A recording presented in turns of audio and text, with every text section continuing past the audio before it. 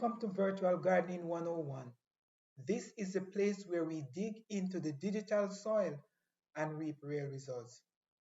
In this very short feature, I'm going to take you through the steps that you can take to restore a Dieffenbachia plant that is on the verge of dying. If your plant has suffered a similar fate, I hope this little feature will encourage you, to give it a second chance. Dieffenbachia, also known as the dumb cane plant or poor man's Croton, is one of the top 10 most popular indoor plants out there. It is easy to care for, and it has beautiful variegated green and white foliage, as you can see from these pictures. Now, part of the reason why a lot of people are able to grow it is because these dark green leaves thrive in the conditions that exist in most homes. And it is very important to note that it doesn't need direct sunlight. Too much sunlight will actually burn or scorch the leaves. And there are so many species, it's very likely that you will easily find one that fits your taste as well as the aesthetics of your home. Even though it is easy to care for this plant, you can easily run into problems if it doesn't get the right care. If your plant is looking like this, you can easily bring it back to life with the steps that I will be outlining in this feature. Looking at this plant, you can see that it is experiencing some level of dehydration because the soil is bone dry and compacted. It seems it has been without water for an extended period of time.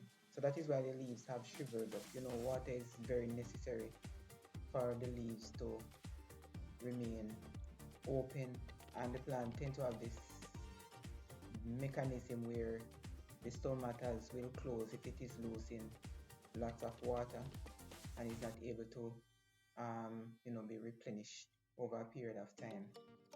But all is not lost for this plant because the stem is still green, as you can see, which means there is still some amount of life or water that is in the plant, and with quick action it can recover. So if your plant is looking like this, please don't throw it out until you have followed the steps that I will be outlining. So these are the steps that you're going to take to revive it. Number one, you're going to check the roots of the plant. Roots are very important for a plant to survive. I would say that the life of a plant is in its rooting system because that's where it gets water and all its nutrients from. So you're going to check the plant to make sure that the rooting system is healthy. Healthy roots look white or light tan.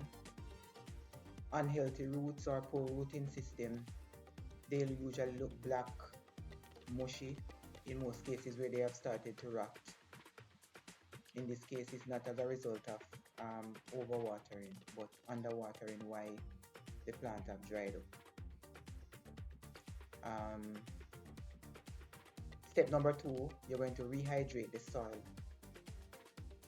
You can do this in two ways. You can pour water in the pot until it runs through the holes in the pot, or you can choose to put the pot in a container with water and leave it there for a couple of minutes until the water comes up to the top of the pot. Then you can take it out, and you can ensure that the potting mix is such that it will readily absorb the water, but it will not retain the water in such a way that it becomes very soggy. So you can use things like perlite because it will help to improve the drainage of the soil. You can also add some coarse sand, but not too much because you don't want to have the soil too porous, but it must just be the right texture in order to retain moisture. You can adjust your watering routine to make sure that you're not overwatering or underwatering. So you're going to keep the soil moist Remember, crispy leaves don't mean the end. With the right care, your plant can bounce back stronger than before. So there's no need for you to throw it out. All you need to do is to exercise some level of patience.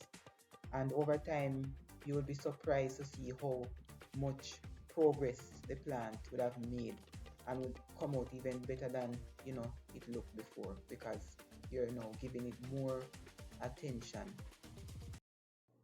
We have come to the end of another informative feature. If it has helped you in any way, please hit the like button. Don't hesitate to leave a comment.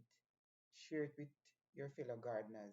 And most importantly, you can support the growth of the channel by subscribing and turning on the post notification bell. That way, you won't miss out on any future plant care tips or, for that matter, anything else that I will be uploading.